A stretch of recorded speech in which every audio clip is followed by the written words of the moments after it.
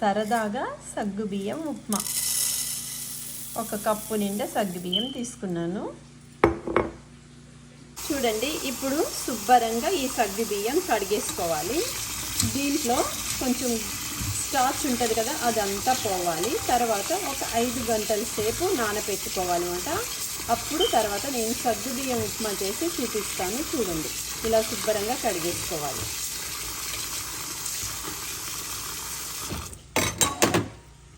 శుభ్రంగా సగ్గుబియ్యం కడుక్కున్నాను. ఇవి ఒక 4 గంటలు నానబెట్టాలి.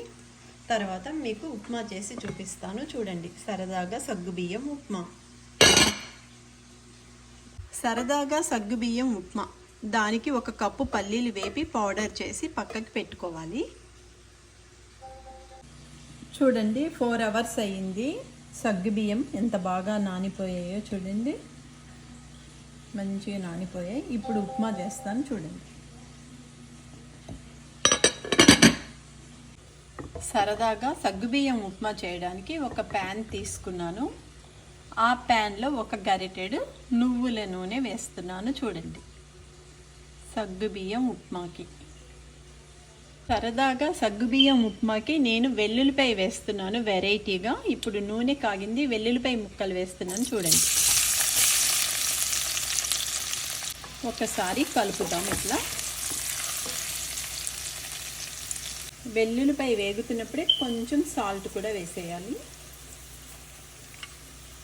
వెల్లుల్లిపాయ వేగుతున్నప్పుడు పొటాటో కూడా వేయాలి.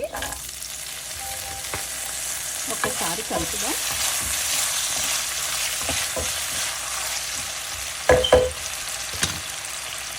పొటాటో వేగుతున్నప్పుడు ఆనియన్స్ కూడా వేయాలి.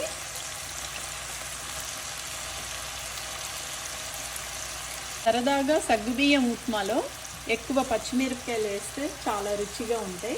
ఇప్పుడు పచ్చిమిరపకాయ ముక్కలు వేసుకున్నా. చూడండి,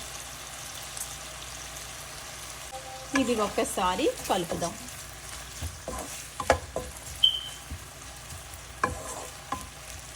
ఉల్లిపాయలు, పొటాటో వేగిపోయింది. చూడండి, ఆనియన్ వేగిపోయింది అన్నమాట. ఇప్పుడు ఇందాక నేను నానబెట్టుకున్న సగ్గుబియ్యం వేస్తున్నాను. చూడండి,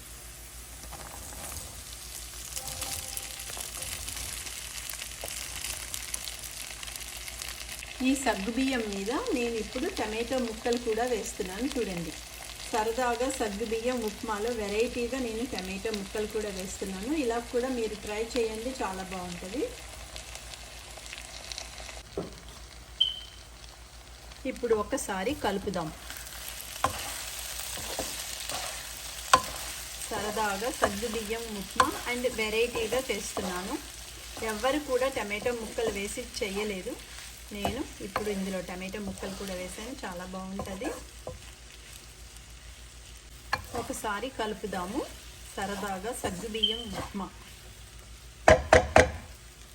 ఇప్పుడు దీంట్లో ఇందాక నేను పల్లీలు వేపి పౌడర్ చేసుకున్నాను కదా, అది వేస్తున్నాను. చూడండి,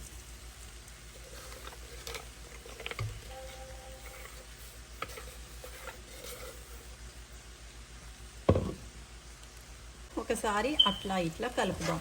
ఎందుకంటే పౌడర్ వేసాం కదా, అందుకని.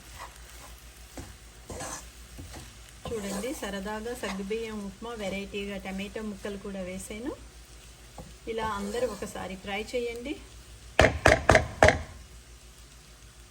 సగ్గుబియ్యం ఉప్మా అంటేనే అందరికీ గుర్తుకొచ్చేది కొత్తిమీర. ఇప్పుడు కొత్తిమీర వేస్తున్నాను. చూడండి,